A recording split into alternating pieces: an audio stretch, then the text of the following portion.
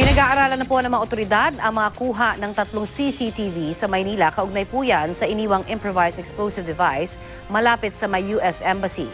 Kahapon ay inilabas na po ng pulisya ang computerized facial composite ng lalaking nag-iwan umano ng bomba. Balitang hatid ni Mariz Umali.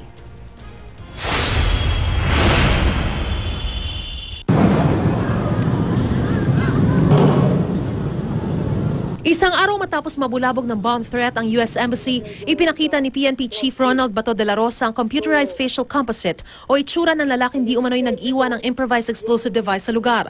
May edad daw itong 44 hanggang 45 years old, taas na 5'5", bigat na 60 to 65 kilograms, medium ang built at maputi. Nakasakay daw ito sa puting taxi, naka-polo shirt, itim na pantalon at nakasapatos na balat. This might lead us to the suspect.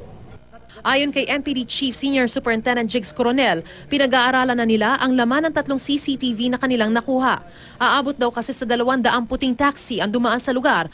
Pinaninindigan naman ni General Bato ang nauna niyang teorya na malaki ang posibilidad na Maute Group ang nasa likod ng bomb threat na ito. Itong Maute Group ngayon, suffering heavy casualties, yung kanilang sympathizer na Abu Sayyaf, matagal na ito nakatago dito, tawagan na lang nila yung kanilang sympathizer dito na ilabas mo na yung bomba niyan para magka-create ng diversionary move.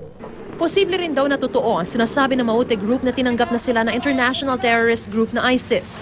Gayunpaman, wala raw dapat ipangamba ang publiko. With or without the recognition coming from the ISIS, kailangang bantayan pa rin natin itong mga tao na ito dahil they themselves are capable of wreaking havoc. Kaya namin yung yakapin yung bomba niyan, kami mismo magpapasabog para lang ma-safe yung ating taong bayan. Huwag kayong mag-alala. Bagamat hindi pa masabi kung magkano, bibigyan daw ng PNP ng pabuya ang impormanteng nakapaglarawan sa itsura ng suspect sa pag-iwan ng bomba sa US Embassy.